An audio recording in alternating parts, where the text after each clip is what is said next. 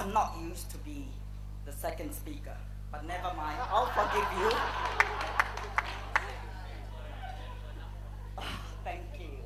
See, I brought my Winnie the Pooh file to poo-poo my opposing team's arguments. And we will poo-poo them, don't worry.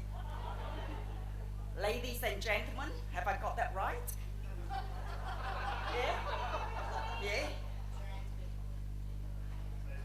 Oh, right. I'm just being polite.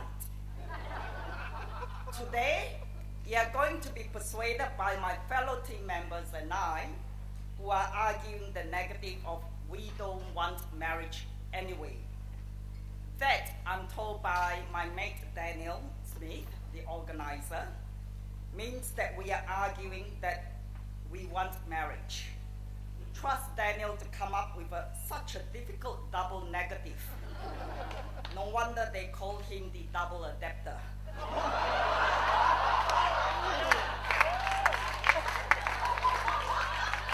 And I thought, all this while I thought only the lawyers were anal.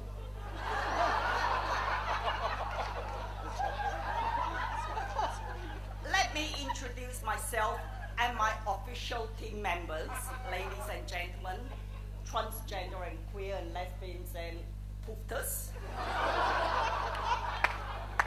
My name is Patti Chong, in case you forgot when John was telling you. I'm your one and only token heterosexual.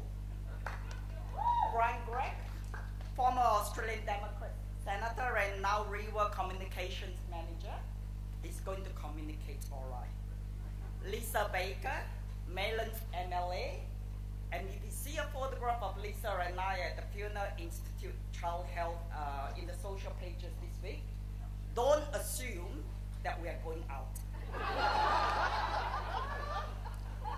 Rod Sweet, Gay and Lesbian Equality Chairman. Media publicity has been generated in the media about this Clash of the Titans debate. Clash of the Titans? Where are the Titans? By the time our team finishes, the debate will be known as the Marriage Titans Blitz the We Don't Want Marriage Midgets.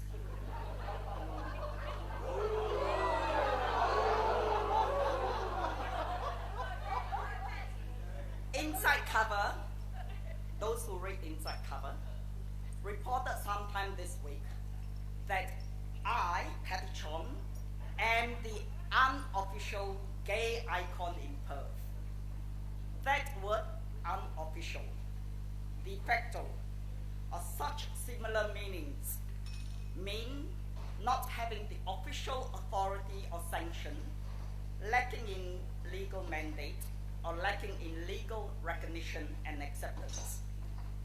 Hence, when people introduce or refer to someone as their partner or better half, it simply does not give their partner or better half the legal recognition or status that being married does.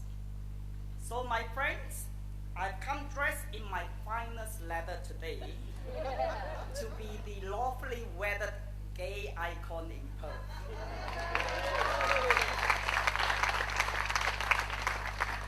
That, I'm sure, will make Inside Cover and some of the lovers of leather merry.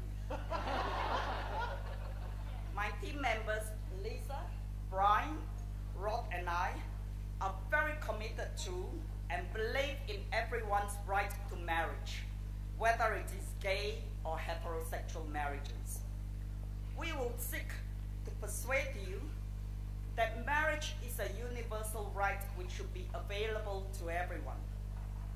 Such is my strong personal belief in marriage that when I was contacted by a media organization on New Year's Eve when I was in Kuala Lumpur, what my New Year resolution was going to be for the new year, I told the journalist that 2010 is going to be a fantastic year for me.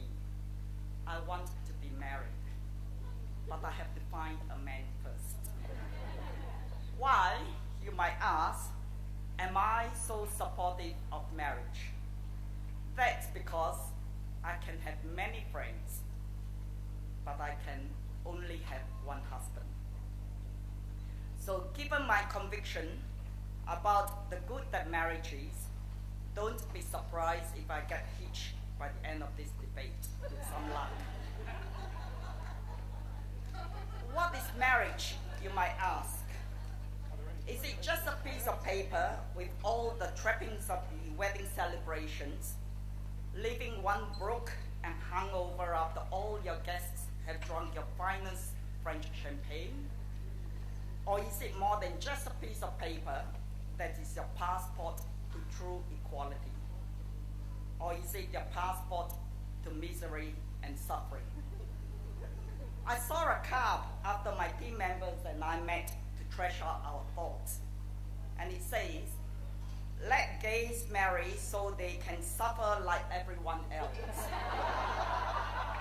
And I thought, that must be a Tony Abbott and his mate must have coined that phrase. Marriage is defined in the Marriage Act 1961 as the union of a man and woman to the exclusion of all others, voluntarily entered into for life. That definition easily can, should, and must be amended to read, marriage is a union of two persons to the exclusion of all others, voluntarily entered into for life. As simple as the missionary position is for Mr. Rudd.